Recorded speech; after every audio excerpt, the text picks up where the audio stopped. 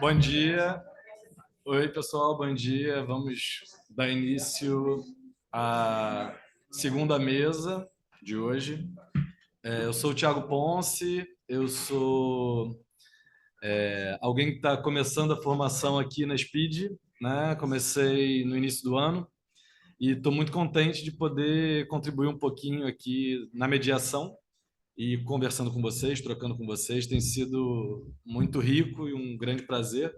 Então, fico muito feliz de estar aqui nessa manhã, dia 31 de agosto, dia ensolarado, nós discutindo aqui maravilhosamente. Bom, essa mesa é sobre psicanálise e pesquisa, né? E temos três participantes que vão falar sobre o tema, todos eles psicanalistas e também pesquisadores no sentido acadêmico.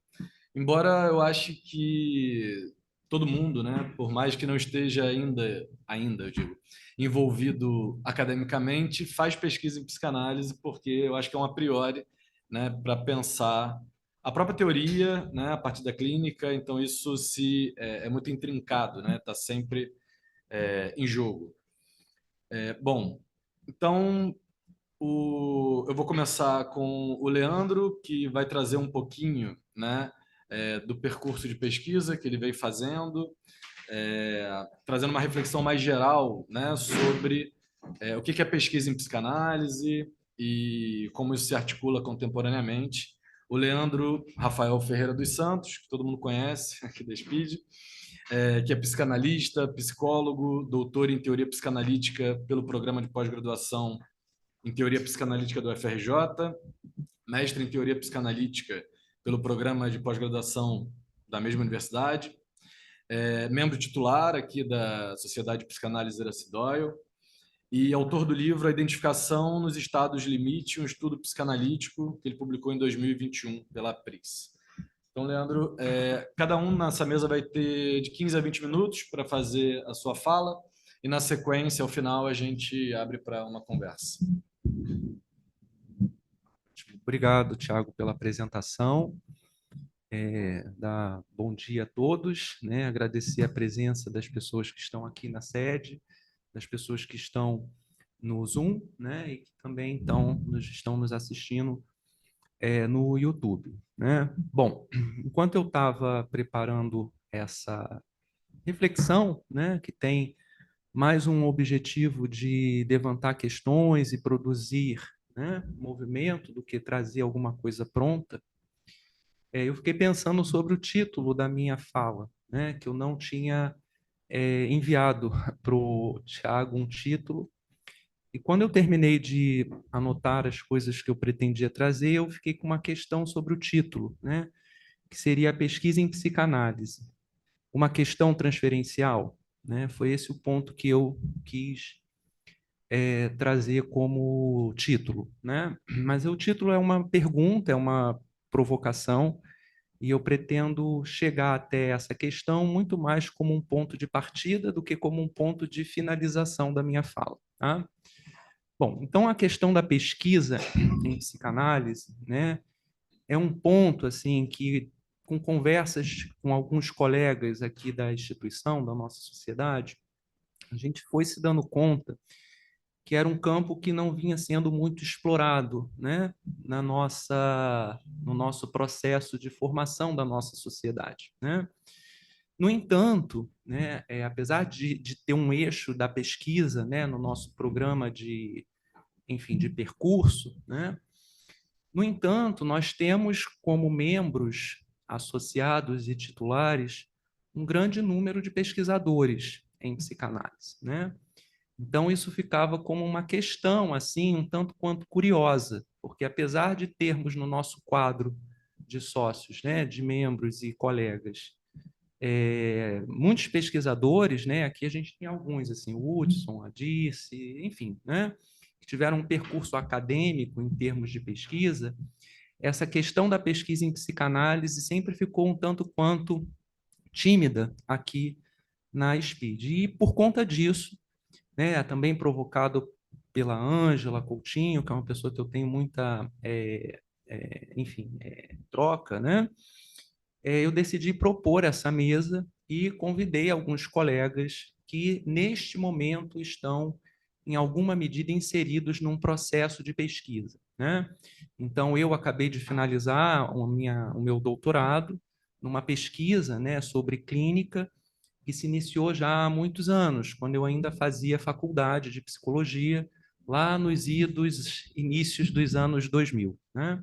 Então, eu já tenho aí, em termos de quase 20 anos, pesquisando esse tema, porque começou a iniciação científica, foi para o mestrado e veio para o doutorado, né?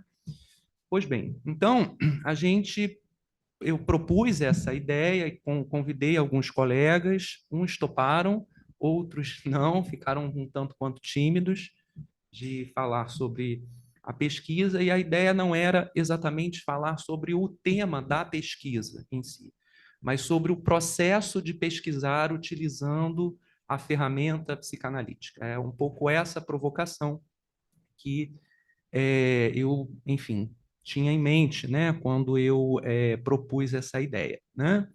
Bom, então, a ideia era que cada um pudesse falar do seu próprio percurso como pesquisador e como foi construindo para si um percurso singular de pesquisa em psicanálise. Bom, então, em geral, né, quando a gente começa a pensar essa questão da pesquisa em psicanálise, é muito comum a gente observar um certo retorno ao Freud, né?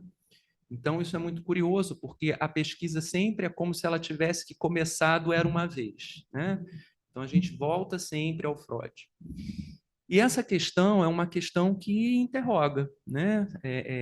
Por que será que a gente precisa voltar sempre ao Freud para iniciar uma pesquisa em psicanálise, né? Não estou, de forma alguma, fazendo uma crítica a isso, mas trazendo uma constatação, até porque eu sou partidário de que é necessário sempre retornar ao Freud para refundar a pesquisa psicanalítica, né? Uma vez eu li um livro que eu já não lembro quem era mais o autor, sinalizando, né, fizeram uma pergunta, era uma entrevista sobre o que era mais revolucionário para a psicanálise contemporânea.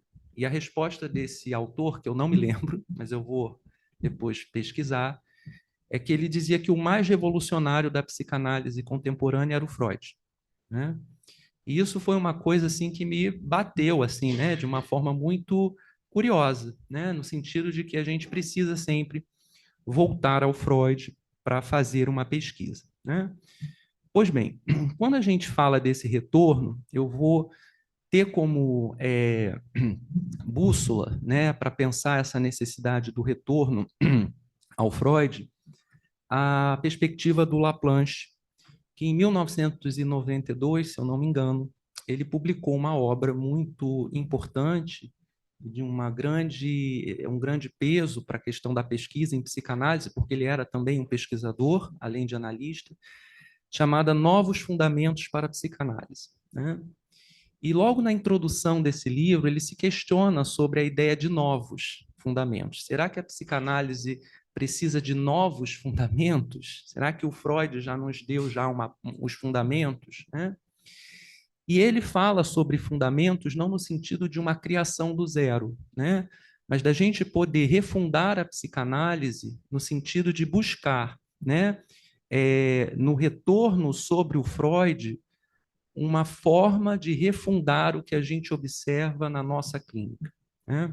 Então, ele fala, né, da ideia de voltar ao Freud, de voltar sobre o Freud, né, para a gente poder ver, a partir da experiência do fundador da psicanálise, que era um pesquisador antes de tudo, né, como que a psicanálise de fato se constitui como um saber, né? Bom, então, na minha perspectiva, essa necessidade de retornar ao Freud vai muito no sentido de retornar ao método do Freud, né? Eu acho que o Freud, nesse sentido, ele é muito didático e explícito quando ele fala sobre a metodologia do pensamento dele, né? Ele, quando define a psicanálise no verbete que ele apresenta para, enfim, já não lembro a enciclopédia, mas enfim, ele tem lá um verbete que ele fala que a psicanálise, em primeiro lugar, é um método, né? Um método de pesquisa. Em segundo lugar, é um conjunto de conceitos, é uma teoria. Em terceiro lugar, é uma prática, é uma terapêutica, né? Que vai lá cuidar dos sofrimentos, no caso dele, neuróticos, né? Eu queria que a gente pudesse começar a nossa discussão pensando nesses 3 pontos que ele traz, porque eu acho que não é à toa que ele coloca nessa ordem, né? Bom, quando a gente pensa na psicanálise como um método, ele vai dizer que é um método de interpretar, né? Um método interpretativo, de poder acessar os conteúdos inconscientes recalcados. Ele descreve como esse método funciona, né? E eu penso que a forma como o método analítico é apresentado pelo Freud não se resume apenas ao método clínico, tá? É claro que vai ter uma conversa, né, do método clínico, do método conceitual, enfim, mas a forma de poder abordar um determinado fenômeno a partir de uma posição muito específica, né? Primeiro, a posição de que não se sabe o que vem lá na frente, né? Então, a gente não tem nunca um conhecimento a priori que possa explicar aquele fenômeno. Então, pesquisar em psicanálise, na minha perspectiva, é aceitar isso, né? De que a gente não vai partir de a priori. Tá? No entanto, a psicanálise não é, no meu entendimento, um saber intuitivo, né? E aí a gente fica dentro de em cima de um muro, né? Onde a gente precisa se lançar sobre um fenômeno clínico, esperando sempre uma novidade, mas a forma como a gente se lança não é intuitiva. Ela precisa de digamos assim, a priori, né? Uma vez uma professora da universidade que eu fiz acadêmica, né? A Ana Carolina Lobianco, sinalizou uma questão que me pegou muito. Ela falou que o psicanalista escuta com conceitos, né? Inicialmente, eu achei essa formulação um tanto quanto problemática, né? Mas conforme eu fui pensando um pouco mais sobre ela, eu vi que, de fato, ela faz muito sentido. Porque se a gente está se direcionando a um objeto, né, como o inconsciente, né, é preciso que a gente tenha, a priori, né, um método de abordagem desse objeto, que para o Freud foi o método da escuta flutuante. Né? Então, por um lado, a gente tinha a livre associação, ou a associação livre do paciente, por outro, a escuta flutuante. Penso que quando a gente vai realizar algum tipo de pesquisa em psicanálise, é preciso flutuar a atenção, né? E nesse sentido, eu vou valorizar demais uma questão que é muito importante para a nossa instituição, que é o pluralismo em psicanálise, né? No sentido de quando a gente se direciona ao entendimento de um tema, de uma questão em que a gente se propõe a pesquisar, é necessário que a gente possa flutuar a nossa atenção no que já foi em determinada forma apresentado, né? É para que algo dessa flutuação possa emergir, né? Mas enfim, o segundo ponto assim que eu acho bem importante de salientar é que o Freud ele tinha como prerrogativa uma questão da soberania da clínica, né? Então ele só inventou o inconsciente porque a clínica o obrigou a isso. Ele só conceituou o recalque porque a clínica o obrigou a fazer isso.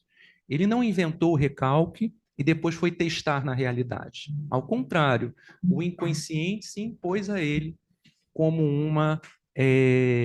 como algo, enfim, imperativo e categórico, né? Então ele vai partir sempre da base clínica, tá? De modo que para fazer pesquisa em psicanálise não é possível, na minha leitura, uma pesquisa descolada da clínica, tá? Então é necessário que essa pesquisa leve em consideração a soberania da clínica, do fenômeno que a gente se depara, que é sempre uma novidade e que com o método que a gente dispõe, a gente vai poder abordá-lo, enfim, de uma forma analítica.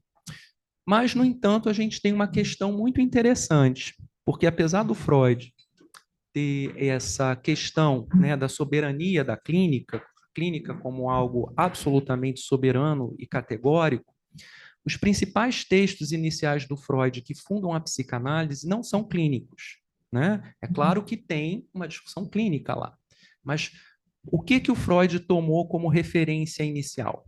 Os sonhos, né? Os xistes e a psicopatologia da vida cotidiana. Nenhum desses três textos são textos clínicos em essência, né? São textos de psicanálise aplicada, né? Aos sonhos, aos xistes e à psicopatologia da vida cotidiana. De modo que, apesar dele estar fundamentado numa perspectiva clínica, porque todo o instrumental que ele construiu veio da clínica dele, ele pôde lançar esse método, né, para a psicanálise extramuros, que hoje é como a gente chama, né? Bom, dessa forma, né, eu fiquei assim pensando, por que será que pouca atenção é dada, né, pelo menos nas sociedades de psicanálise, à questão da pesquisa? A pesquisa em psicanálise, ela fica muito quase que restrita aos polos acadêmicos, né, de formação em mestrado, doutorado, especialização, etc. Né? E eu fiquei me questionando um pouco por isso, né?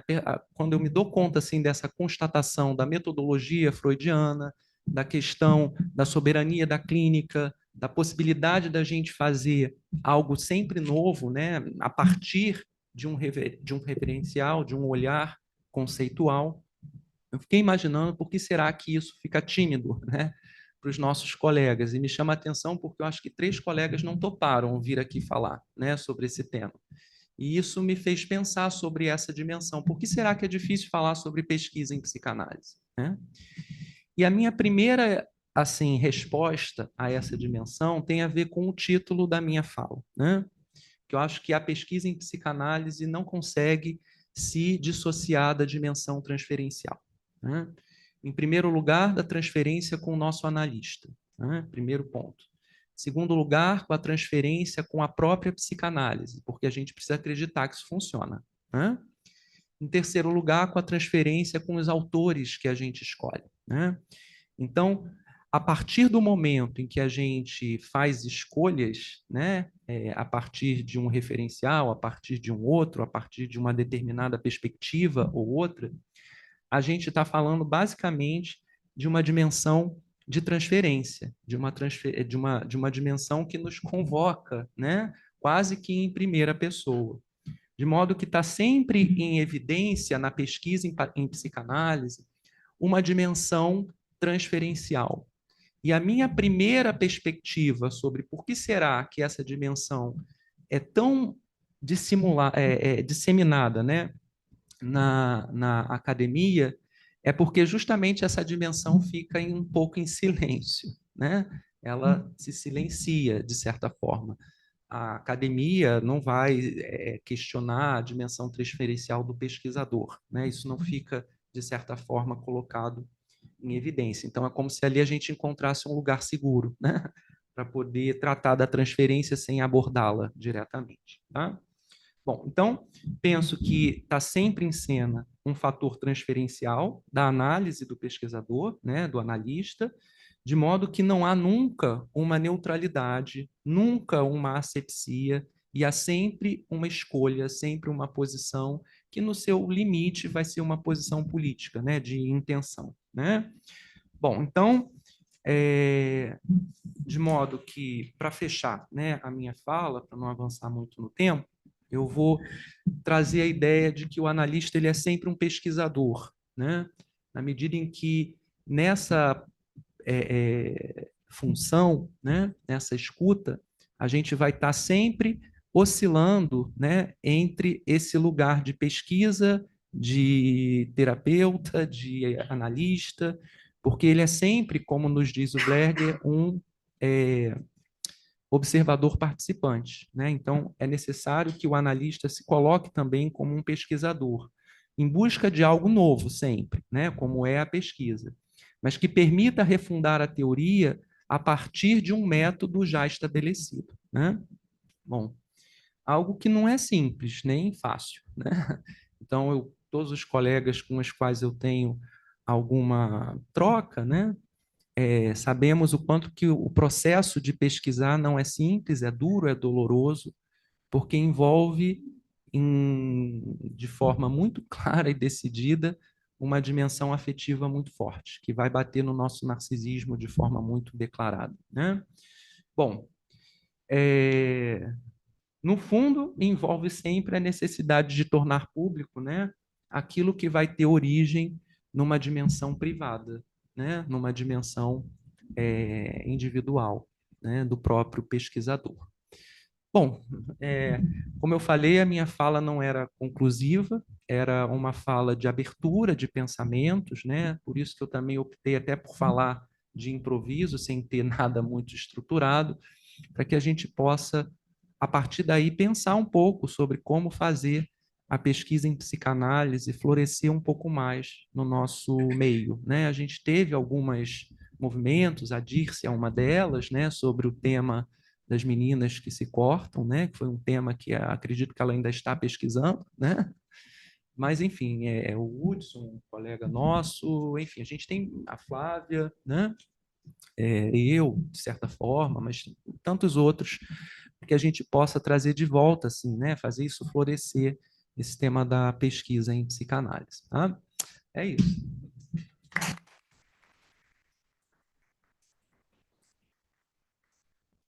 Obrigado, Leandro. Acho que trouxe vários temas, né? Mesmo você falando que trouxe de improviso, mais ou menos, porque você estava com bastantes anotações aí, tópicos, mas que obviamente nos ajudam a pensar e eu acho que a gente acabou coincidindo, né? Eu comentei no início sobre essa, obviamente, né, da soberania da clínica e da importância, né? E de como, de alguma maneira, todos os analistas já são um pouco pesquisadores. Eu acho que eu trazer isso um pouco também, né, para discussão, para partilha, né, que às vezes fica uma coisa muito fechada. Mas para dar prosseguimento, então, vou chamar o nosso colega Márcio Garrit, que está online. Vou apresentá-lo novamente, que nem todos estavam aqui na primeira mesa que ele participou. O Márcio, ele é doutorando em psicanálise clínica pela PUC do Rio de Janeiro. Ele é mestre em psicanálise, saúde e sociedade pela Universidade Veiga de Almeida.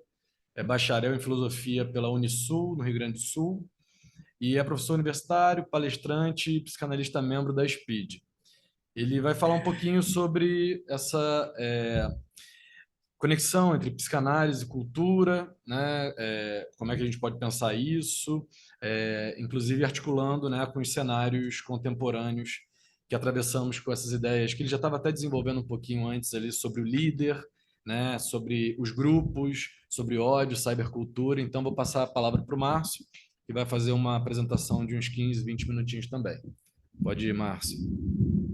Então, bom dia a todos e todas, né? Principalmente a galera que chegou depois. Obrigado pelo convite de estar aqui na mesa. Acho que o Leandro falou bastante coisa.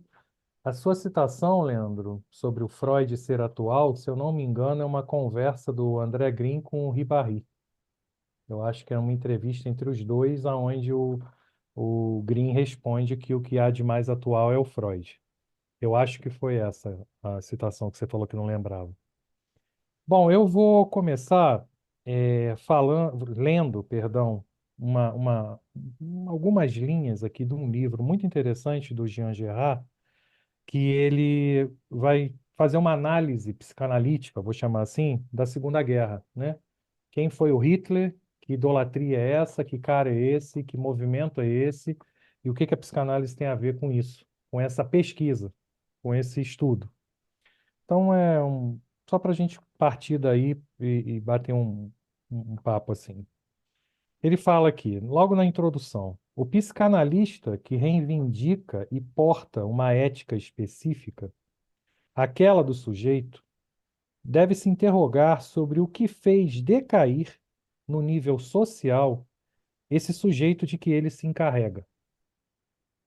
Nesse sentido, ele deve, em seu lugar, defender a civilização e questionar esse mal-estar que, segundo Freud, o habita.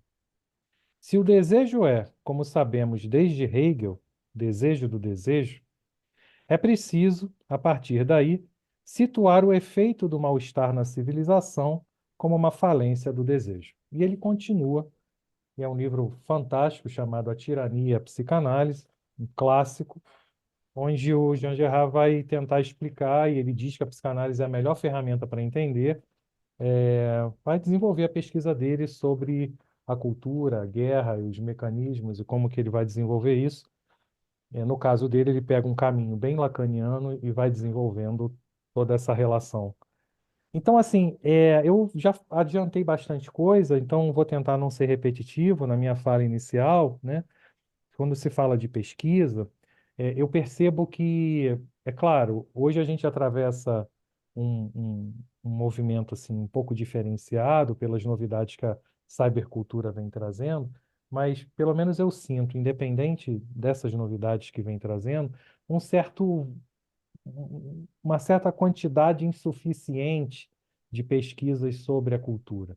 Me parece que o psicanalista, ele, não estou falando de todos, óbvio, o psicanalista, num percentual considerável, na minha opinião, até porque não existe uma pesquisa estatística disso, é quem pesquisa que vai sentir isso quando vai para o campo, né? Um percentual de psicanalistas que se ocupam exclusivamente de tentar entender ali a clínica, né? E a cultura fica, eu sinto um vazio de interesses, né? Em cima da cultura. Por exemplo, no meu tema atual, eu pesquiso a cultura desde o mestrado, mas no meu tema atual, que é tecnologia, no mestrado eu não fui para tecnologia, eu fui fazer outra coisa, também em cultura. Eu percebi com muitos anos de pesquisa, assim, os 2, 3 primeiros anos principalmente, uma dificuldade de encontrar pesquisas com, assim, como é que eu poderia dar o nome? Pesquisas que tenham ali um conteúdo amplo, pronto, sobre o tema da tecnologia, por exemplo, né? Então a gente tem assim um interesse que não é num quantitativo interessante no que se refere à cultura, né? E também psicanalistas com muito medo, não sei se o termo certo é esse, de ousar nas suas contribuições a respeito de cultura e de contemporâneo. E aí eu abro uma problemática, né? Quem é da área da pesquisa, quem faz pesquisa sabe, principalmente a acadêmica, de certas problemáticas, né? Certos enrijecimentos ali, né? Existe dentro da pesquisa, porque você pesquisa, mas você não pode pesquisar tanto, você não pode falar muito além do que já está ali, né? Você não pode propor muito, né? Existe um limite ali. Então, a gente ouve muito uma coisa interessante. Ouse. Pesquisador ouve muito isso, né? Ouse. Mas se você ousar, você é glosado. Então, existe um limite nisso. Eu acho que isso também é uma forma de colocar o pesquisador, né, alguém que se interessa aí por essa via, em cenários mais confortáveis, né? Então, assim, eu vou para uma área onde a coisa é mais espinhosa, mais polêmica, e vou tentar contribuir com as minhas reflexões, ou eu vou ficar numa área que já tem muita coisa produzida e vou replicar de uma maneira segura aqui. Então, isso é uma problemática interessante para a gente pensar, né? O Mesano, um livro muito bacana sobre psicanálise, e a gente está falando pesquisa, chama Interfaces da Psicanálise. Ele vai falar dessa necessidade dessa psicanálise aplicada, né? Desse sujeito que, enquanto psicanalista, não deve esquecer que a psicanálise, estando na cultura, ela é afetada pela cultura. E entender suas afetações de todas as formas faz parte do ofício, né? Da pesquisa em si, né? E que automaticamente, quando você se coloca para pesquisar cultura, e aí o Leandro já deixou isso claro, só vou repetir, eu, na minha opinião, acho que fica impossível pensar psicanálise e cultura sem você olhar a questão pluralista, sem você articular a psicanálise com diversos campos. É extremamente importante, principalmente no século XXI, que é um século de inúmeras transformações, né? Então, eu acho que são pontos, né? A ideia da mesa, pelo que eu tinha entendido, era uma conversa. Então, são pontos que eu queria levantar para a gente pensar, que é esse enrijecimento, né? Que também afasta o sujeito da pesquisa, né? Vamos pesquisar, mas se você sair da página 5 aí já vai fugir um pouco dos métodos que são aceitos dentro da pesquisa, você não pode partir muito daí, né, de uma certa preferência por autores, e aí entra na coisa da transferência que o Leandro estava falando, né? Eu gosto muito de uma área tal, mas essa área tal, do jeito como eu acredito, não é muito bem vista pelos autores que eu leio, né? E aí obriga o pesquisador a ir para um outro campo, para uma outra área, que não é a que ele inicialmente gostaria. Então, tem essa parte burocrática, essa parte importante para a gente pensar, né? O interesse pela cultura, né? E quando eu digo cultura, hoje eu pesquiso a cybercultura, né? Os fatores que a cybercultura levanta e traz, as problematizações que isso traz, que nos interessa, mas a cultura traz um monte de coisa, né? Não é só isso, da tecnologia em si.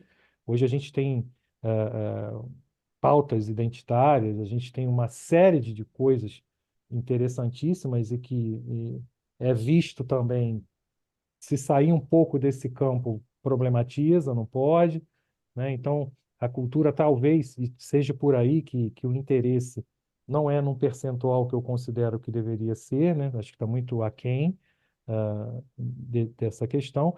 E também o próprio, até dentro das próprias instituições, me parece que a própria escolha, né?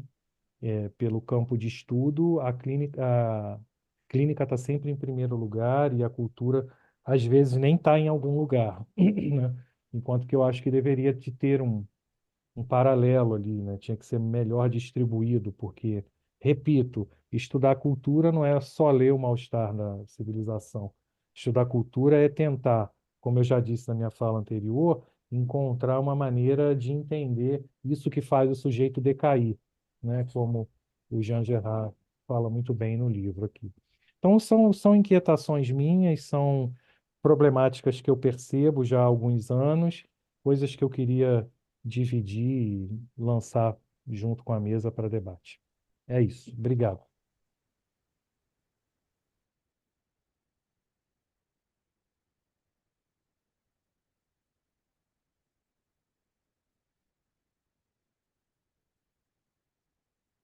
Tá ligado? Alô?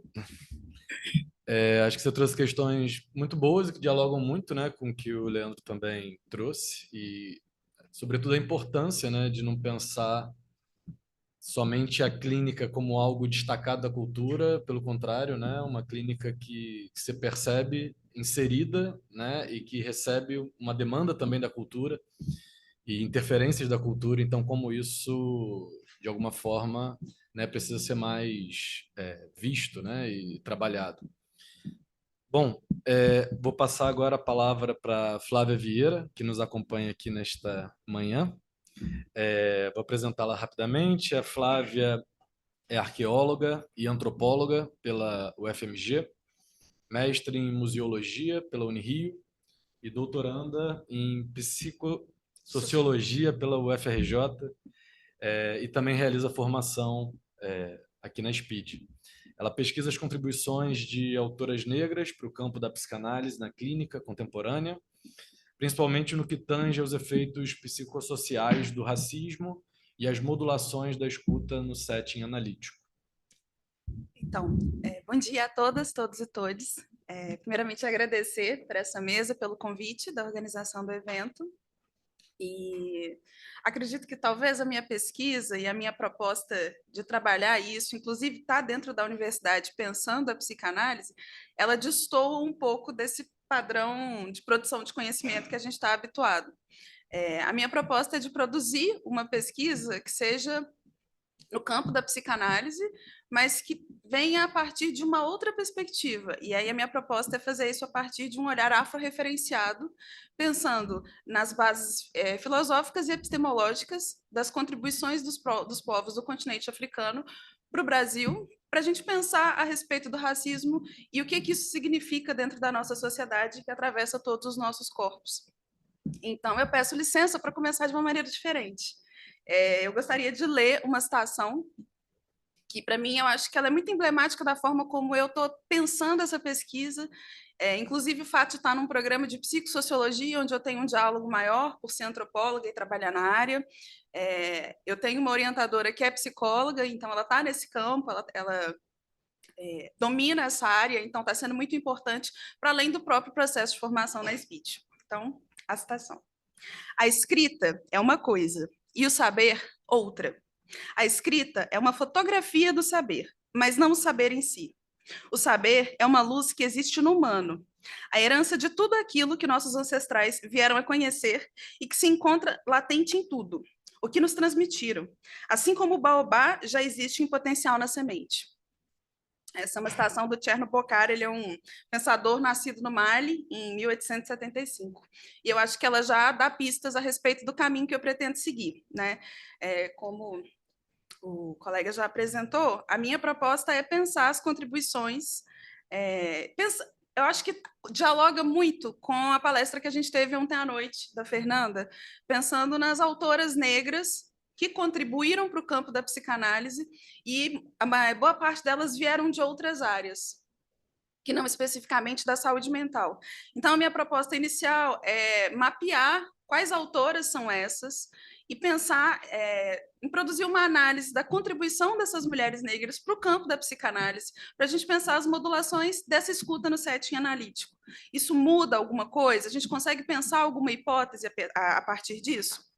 Então, assim, pensando que a ciência e a produção de conhecimento ela é atravessada por uma disputa de poder, ocupar esse lugar de pesquisadora significa também pertencer a esse sistema. Então, essa perspectiva de tentar produzir de uma outra forma é para tentar fazer um pouco mais de coerência com o que eu quero pensar. Então, é fundamental o exercício contínuo e constante de autocrítica e autorreflexão, buscando manter no meu horizonte mais próximo o questionamento de quem que vai ser afetado e beneficiado com essa pesquisa. E o percurso que eu pretendo desenvolver, porque eu estou no primeiro ano do doutorado, então eu ainda estou fazendo as disciplinas, estou me aproximando da bibliografia que mais me interessa, estou no início do meu processo de orientação, então é algo muito incipiente, eu estou apresentando uma coisa que está começando, então está em processo. Eu pretendo pensar a produção de mulheres negras, mas não exclusivamente no campo da academia. Pensando o que a gente pode aproveitar, por exemplo, a partir da escrevivência de Conceição Evaristo na nossa clínica da psicanálise. Isso nos atravessa? Isso produz alguma contribuição para a gente pensar a produção de subjetividade de corpos negros quando eles chegam nesse espaço de análise? Então, a gente sabe que a psicanálise opera através de um conhecimento científico que é muito típico do Ocidente e que é muito diferente dessa forma de pensar que atravessa essa perspectiva afro-referenciada, pensando, por exemplo, na escrevivência, que eu acabei de falar. Então, quando eu penso a minha proposta de pensar os efeitos psicossociais do racismo, é para considerar a vivência e o relato, principalmente, e aí é o meu recorte, de mulheres negras que chegam à clínica da psicanálise e vão falar, ponto. Elas não necessariamente vão estar usando a palavra racismo e se referenciando a isso, mas o ponto de partida é esse, porque a raça chega antes. Então, isso nos atravessa de forma inerente. A gente não é uma escolha. Então, essa proposta ela gira em torno das violências que são praticadas contra os corpos negros e pensando no corpo da mulher negra enquanto esse corpo produtor de cuidado e a produção de subjetividade desse corpo, como que isso é atravessado na clínica, como que a gente pode modular a nossa escuta dentro do setting analítico para poder pensar isso. Então, analisar o contexto político-social em que essas mulheres, e aí estão produzindo isso, me leva também a expandir para uma produção que pense na América Latina, pensando, por exemplo, a partir da Lélia Gonzalez e as contribuições dela para o campo da psicanálise. Como que a gente pode trazer para o nosso contexto e fazer esse diálogo com a teoria freudiana? E, a princípio, é uma pesquisa bibliográfica. Estou estudando com a minha orientadora se a gente vai propor algum estudo de caso, algum outro tipo de pesquisa que vá para além disso. Se vai ser um desdobramento posterior, é algo muito inicial ainda. E o reconhecimento da minha subjetividade enquanto mulher negra, fazendo uma pesquisa sobre isso no campo da psicanálise, enquanto uma das primeiras cotistas da instituição, é algo que não está descolado da minha produção científica nesse momento.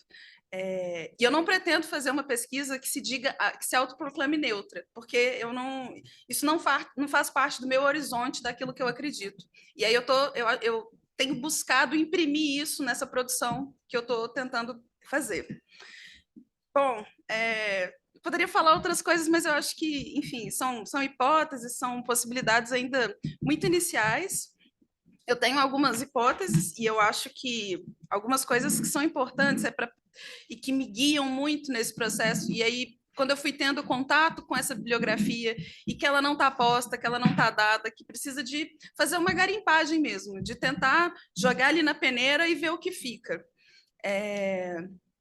A minha hipótese é que o racismo, enquanto fenômeno coletivo, e pensar ele à luz da psicanálise e as contribuições dentro desse campo, ele parece seguir atualizando as violências nos corpos negros. Então, a singularidade que é trazida na clínica através dos corpos dessas pessoas, ela é atualizada na medida em que a gente está falando de uma violência que é coletiva e que atravessa a todos nós. Mas, enfim, eu acho que estou aberta ao diálogo, sugestões, críticas. É muito incipiente, eu acho que eu estou num momento diferente dos colegas, né? Eu estou bem no começo. E é isso. Obrigada.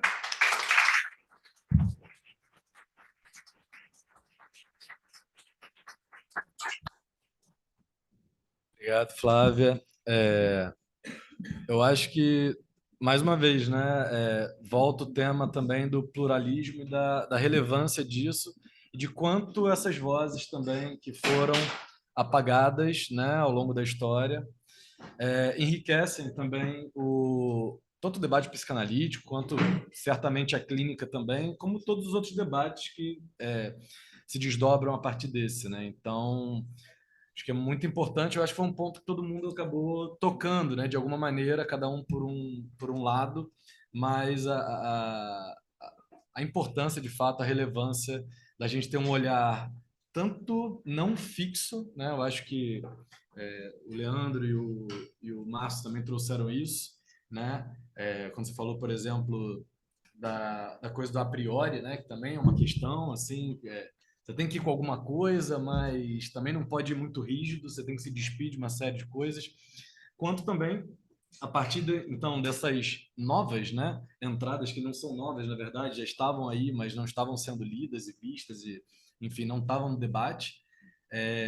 Como isso, a gente entrando, né, mais aberto, mais plural, a gente consegue fazer novos caminhos, né? Eu acho que propor novas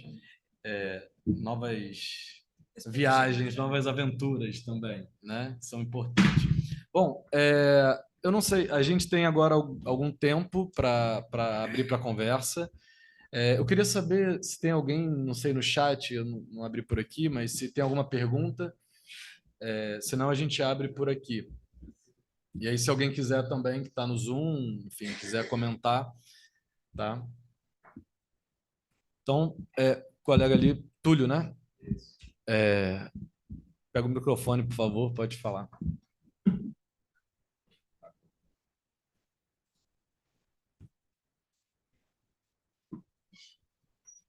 Parabenizar a todos aí pela exposição.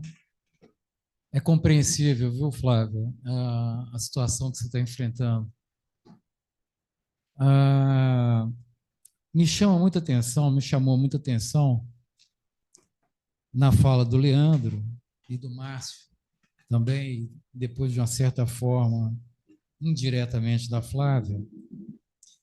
Tem um livro de Arthur Schopenhauer que é sobre a vontade da natureza. Numa determinada passagem lá, ele pega e diz, em outras palavras, que ele não simpatizava, essa palavra é minha, com a pesquisa acadêmica, uma vez que ele tinha que se reverenciar ao orientador. E isso para ele não era assim, não funcionava assim. Lá pelas tantas, o Winnicott, numa das obras dele, ao ser perguntado, dentro da metodologia de pesquisa dele, por que ele não seguia todo aquele caminho introdutório, apresentador da pesquisa, etc., ele pegou e falou que a cabeça dele não pensava dessa forma. Primeiro ele ia expor as ideias dele, depois ele ia ver de quem ele as roubou. a introdução diversas tentativas já houve no sentido de definir o que é conhecimento científico. Talvez aí, Leandro, seja a dificuldade dos colegas de ir para a seara da pesquisa na psicanálise. Se eu tiver errado, por favor, depois, Leandro, ou qualquer um de vocês poderiam comentar. Se eu tiver errado, não, poderia contribuir com a minha formação do meu pensamento. Porque eu acho que a psicanálise se apresenta como um objeto de estudo que se manifesta dinamicamente na clínica.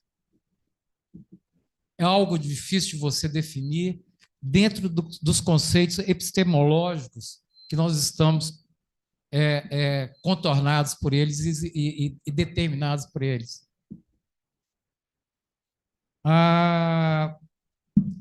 Karl Popper foi um dos que tentou essa definição ou esse delineamento do que seria o conhecimento científico.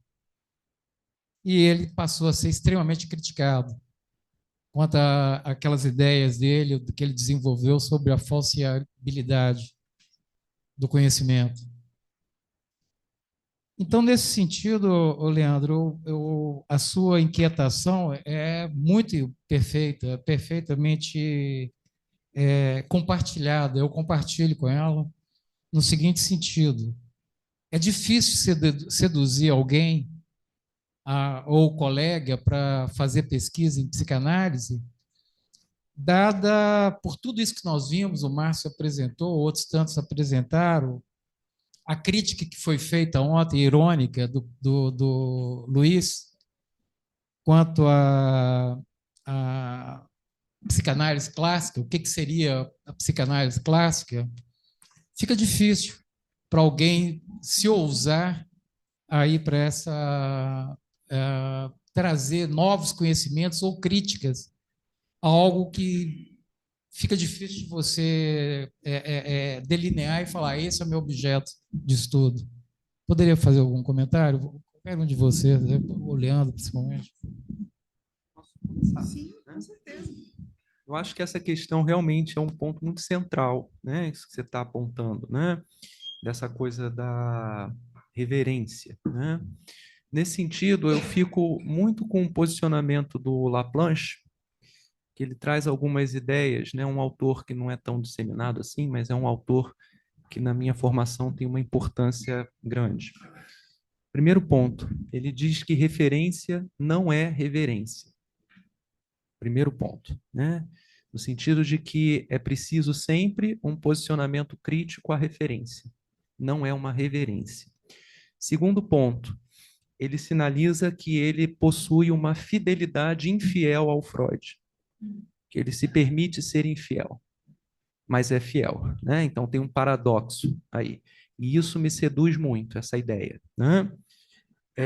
Mas, no geral, eu acho que a questão da pesquisa em psicanálise, tanto a fala do Márcio quanto da Flávia, né, me fez pensar numa questão, né, que ela aborda de forma muito central a questão do encontro com a alteridade, com a diferença, né? Seja a diferença, a alteridade do outro que nos habita, o inconsciente, né? Seja a alteridade da própria diferença, de um outro que está fora de mim, né? E também eu ampliaria isso ao encontro com a alteridade de diversos sistemas teóricos, né? No sentido de que é necessário reconhecer que o seu pode fazer sentido para você, mas não é o único, né? Eu acho que esse espírito ele é fundamental para um pesquisador. Tratar a reverência não como ao contrário, né? A referência não como reverência. Se esse encontro com a alteridade não está no solo, né? Se essa questão não está no solo, fica difícil mesmo, que aí você só vai repetir o que já está dito, né? E isso não é pesquisa, né? O Freud mesmo se deparou em muitos momentos da obra dele precisando rever, né, as referências que ele tinha e as próprias referências que ele construiu, né? Então ele se encontrou com a diferença o tempo inteiro, né?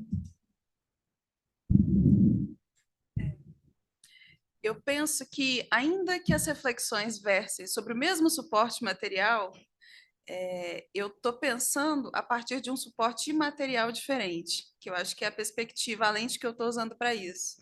E aí, eu tenho muita tranquilidade para falar da minha orientadora, porque ela, enquanto uma mulher negra, pesquisadora da área da saúde mental, professora de uma universidade pública, atravessada pelas mesmas questões pelas quais eu me interesso e a gente debate, ela se coloca numa posição de parceira, em que ela apresenta e oferece a experiência que ela tem no campo da produção de conhecimento como uma forma de me ajudar a não me perder nesse processo de encontrar meu sul e seguir.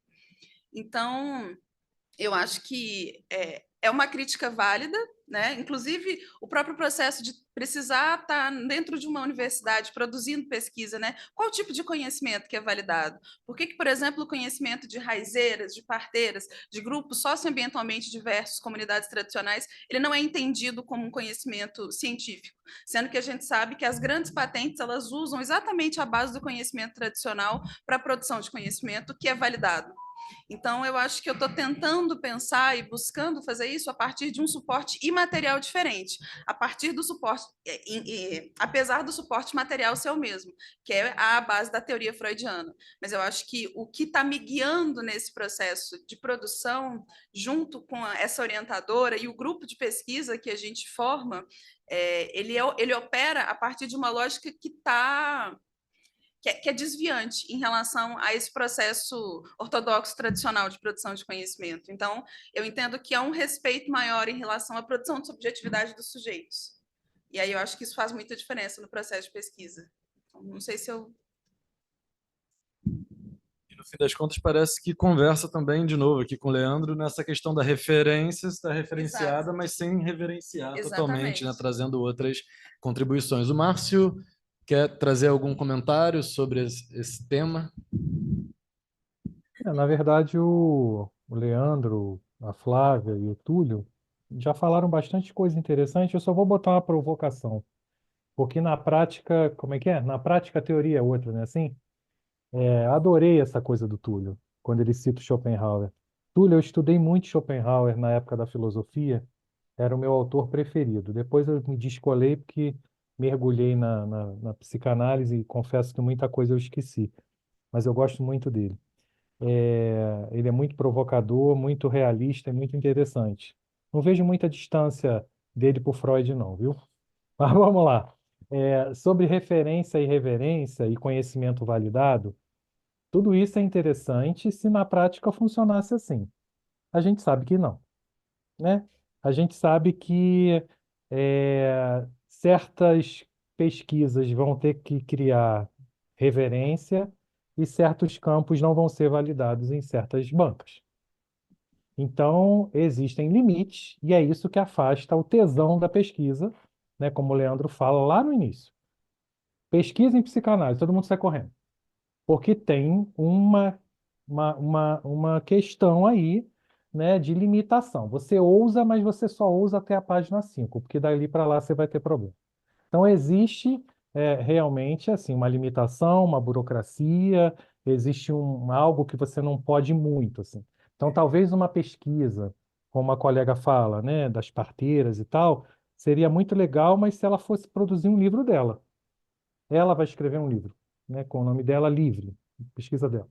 Agora, se você vai para dentro de um mundo, dentro da academia, existem reverências e validações que a gente sabe que não adianta, que não vão, pelo menos até a data de hoje, não foram e não serão colocadas. Ah, tá legal, vamos ver aqui. Não vai. Então, tem todo um processo aí que aí vai de uma discussão que eu nem tenho lugar de fala, né? Querendo pegar pessoas de vivência mesmo, de academia, de pesquisa que estão ali fazendo tudo isso, para trazer da área da educação essas problemáticas que já são muito discutidas e bem discutidas, né? Então é só para botar uma provocação a mais aí. Obrigado. Eu acho muito sensacional sua provocação, porque ela dialoga diretamente com isso. É, e eu acho que também tem a ver, e aí é uma percepção minha, com o que a gente está buscando também, porque Eu, por exemplo, me oriento a partir de uma perspectiva em que estar dentro da universidade produzindo essa pesquisa é muito importante, porque valida, legitima a produção de conhecimento, mas também eu acho que importa, e para mim talvez importe mais, a referência e a reverência, né? Esse jogo de palavras que é um jogo de poder, na verdade. Para mim, ele tem uma reverberação na medida em que me importa mais, talvez, a validação disso na prática, porque a teoria é sempre outra, do que, de fato, uma reverência dos pares. Que aí eu volto um pouco naquela frase do pensador do Mali que eu comecei, né? Que a escrita é uma coisa e o saber é outra.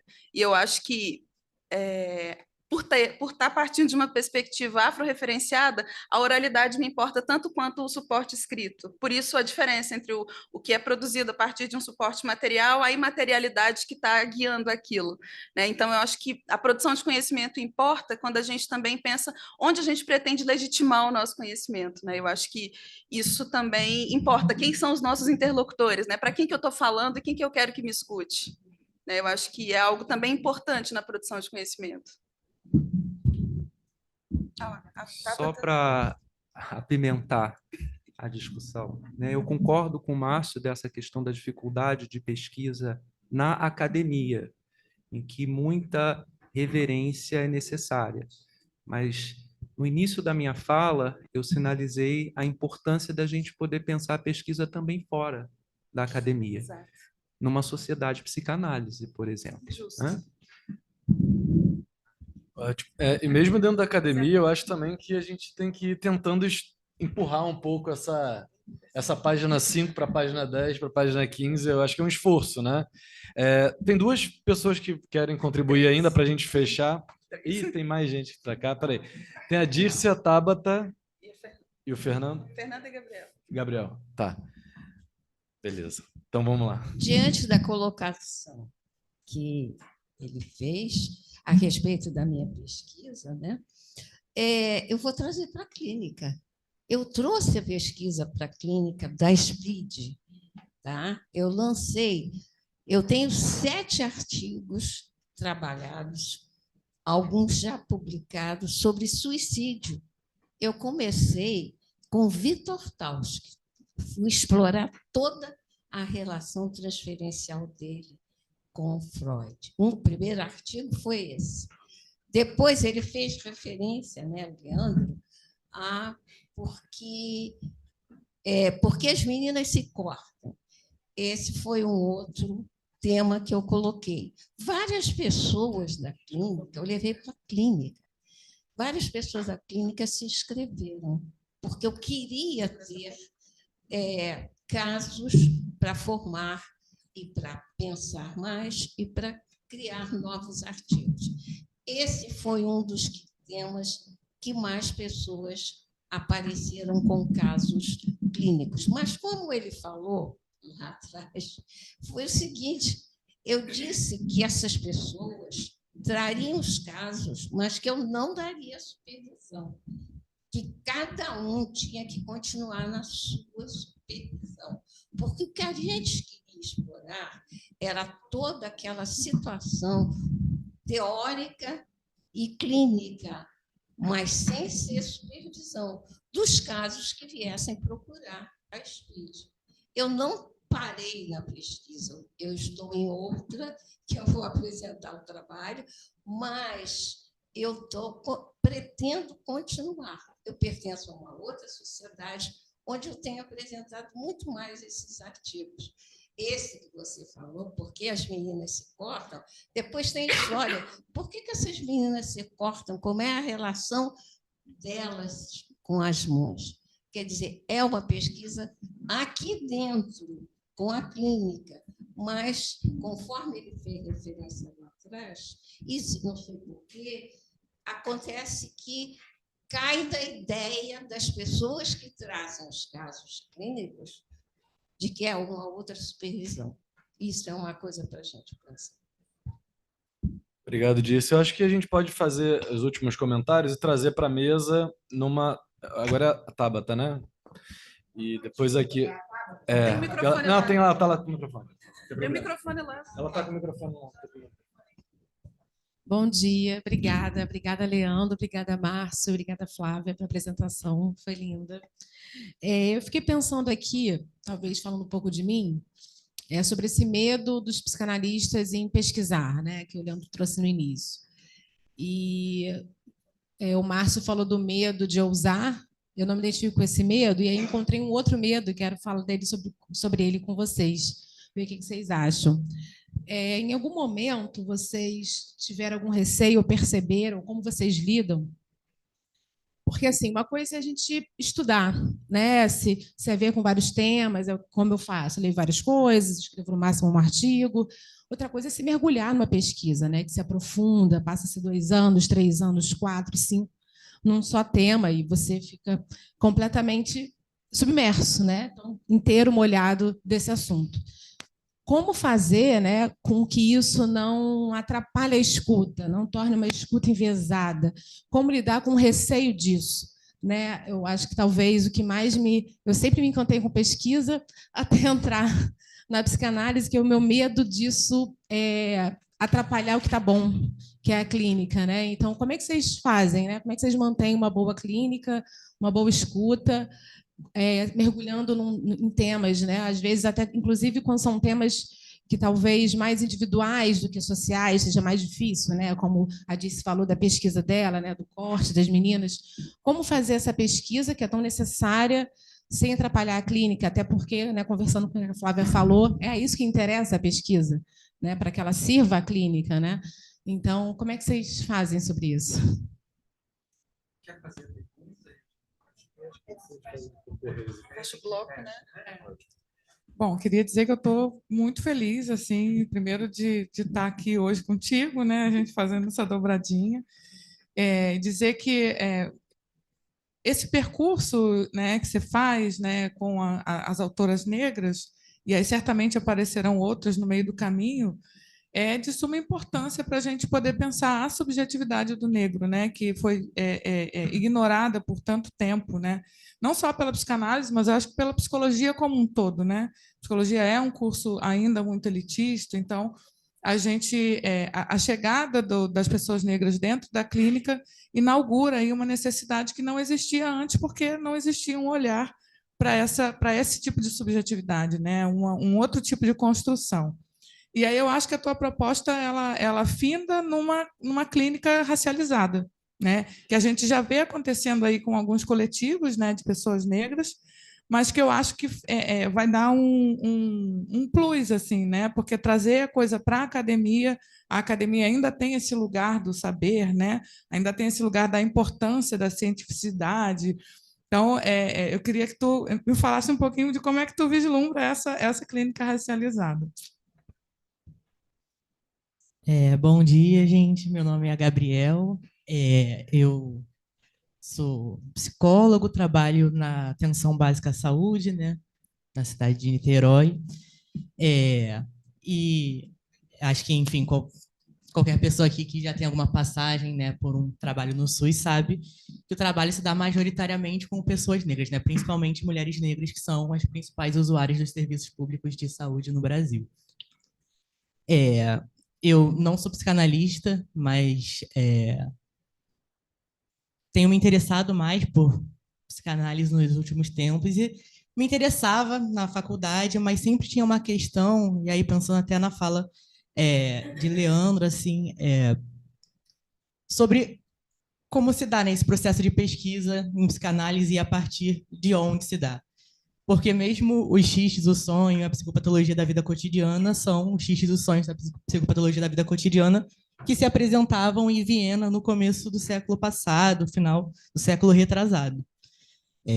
E aí me perguntava muito assim, né? Porra, será que isso é tão facilmente transponível assim, né, diretamente para uma pessoa que está trabalhando num serviço de atenção básica, por exemplo? Não sei, assim, pensando num exemplo talvez mais polêmico, talvez mais grosseiro, mas é isso, assim, em um país como o nosso, que foi fundado na violência contra os corpos de mulheres negras, assim, quais seriam os efeitos de você formular uma teoria como a teoria da sedução infantil, por exemplo, no Brasil do século XXI, assim, né? O que isso diria a respeito das violências que várias meninas negras sofrem no nosso país. E aí fico pensando nisso, no sentido de que aí eu acho que talvez a pesquisa de Flávio seja uma grande referência, mas não sei, fico me perguntando se talvez o mais interessante num percurso de pensar a psicanálise no Brasil, não seja se interrogar justamente no porquê todas essas autoras negras foram parar na psicanálise. Acho que talvez isso seja mais interessante para a gente pensar sobre a psicanálise, porque, bom, por algum motivo, a Virginia Bicudo, em 1940, ela foi para lá. A Lélia foi parar na psicanálise. Então, tem alguma coisa aí, né? Eu acho que existe algo da psicanálise que interessa, então. Mas fico pensando que talvez, mais do que, vamos acrescentá-las aqui, seja interessante mudar um pouco, né, a referência que se olha sobre essas autoras, que se lê elas, e mais pensar, nossa, o que tem na psicanálise, então, que elas estão nos contando? Talvez isso possa permitir, enfim, uma outra postura, né, diante da psicanálise, e aí acho que é isso, a partir daí que eu acho que tem me aproximado muito mais nos últimos tempos, e aí queria ouvir a mesa também sobre isso. Bom, vamos tentar fazer uma coletânea aqui.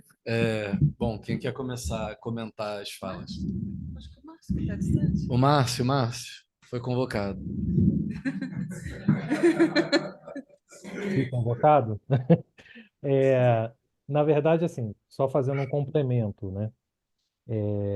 Quando eu falei da reverência e tudo mais, eu estou falando de uma crítica minha ao mundo acadêmico, tá? E eu sei que a pesquisa não está só lá dentro, está aqui fora. No entanto, que eu deixei o exemplo, né, da colega, da Flávia. Eu quero muito ler seu livro, Flávia. Vai ser muito interessante. Agora, o quanto que você vai tensionar psicanaliticamente isso, eu já, né? Será que alguém não vai aparecer para você e vai dizer um corpo é um corpo? Se ele é negro, azul ou amarelo, é um corpo. E aí vai vir com toda uma teoria dizendo que isso não pode. E vai te problematizar.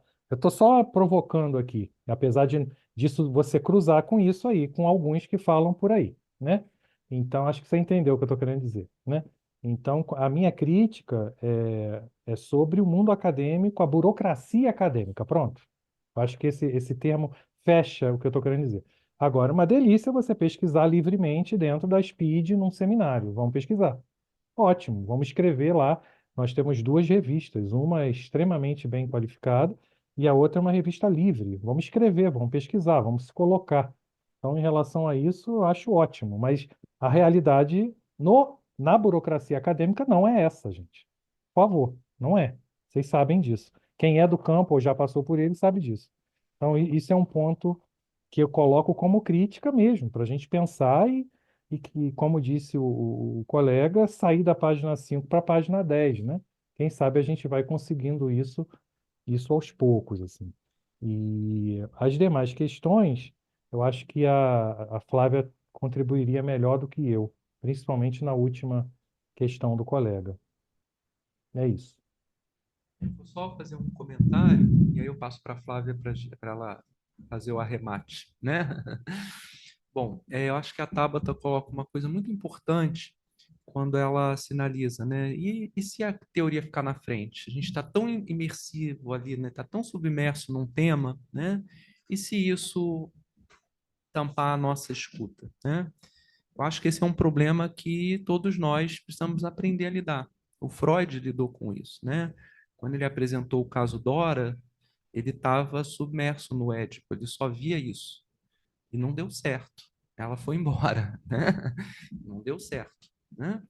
Então, acho que é uma questão que a gente tem que, de fato, levar em consideração, porque a nossa escuta nunca é neutra. Ela sempre vai estar imersa em algum lugar.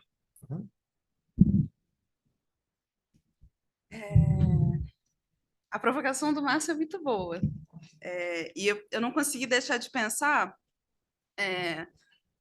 num princípio em que uma floresta ela é composta por dezenas, às vezes centenas de espécies de árvores diferentes. Se fosse só de uma espécie, seria um pomar e não uma floresta. Então, a tensão ela vai existir sempre. Eu não tenho a fantasiosa pretensão nem o fetiche de tentar resolver os problemas da ciência mundial. Então, eu imagino que as tensões vão acontecer, e isso faz parte do processo.